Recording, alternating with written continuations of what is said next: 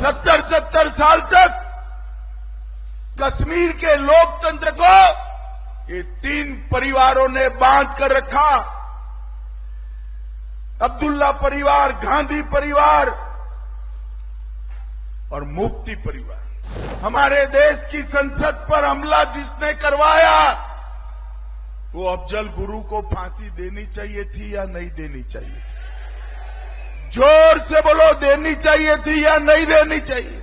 ये एनसी कांग्रेस कहते थे, अभी बोले हैं कि अफजल गुरु को फांसी नहीं देनी चाहिए। उमर अब्दुल्ला साहब, आप बिरयानी खिलाते रहिए, जो आतंक फैलाएगा उसका जवाब फांसी के तख्ते पर ही दिया जाएगा।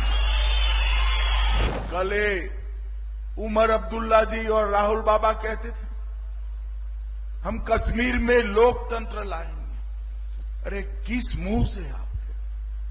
70 साल तक कश्मीर के लोकतंत्र को ये 3 परिवारों ने बांध कर रखा।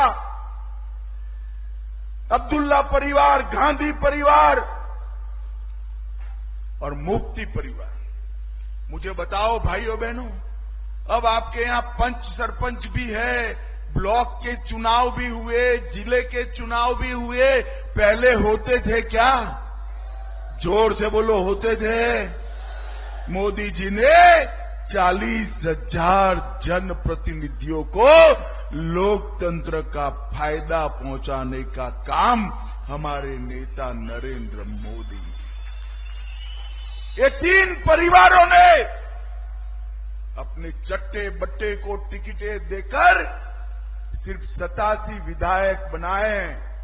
हमने 30,000 से ज्यादा पंच, सरपंच, तहसील पंचायत, जिला पंचायत बनाई और इन्होंने जो भ्रष्टाचार की गंगा बनाई थी उसको नीचे तक से सफाई करने का काम नरेंद्र मोदी जी ने किया।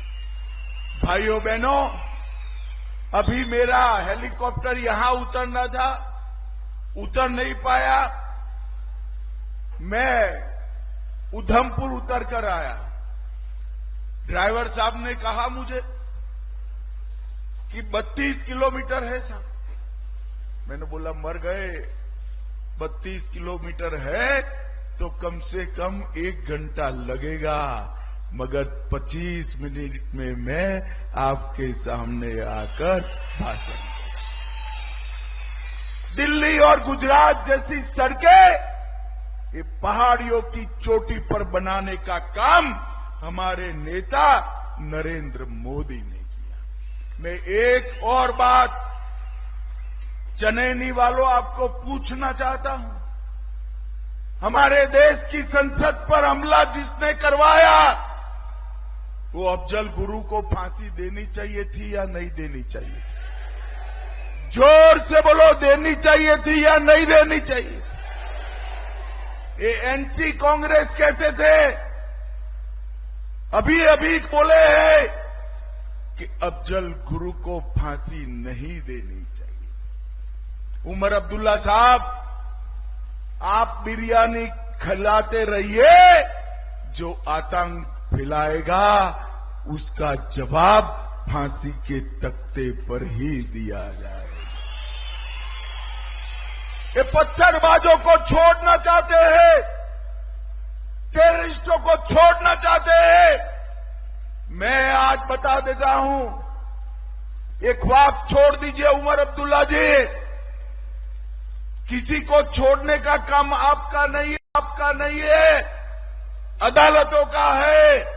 और हमने धाराएं ऐसी लगाई है कि अब कोई पत्थर चलाने की हिम्मत नहीं करता, हिम्मत नहीं। भाइयों बहनों, आज मैं यहां आया हूं तब भारत के पूर्व गृह मंत्री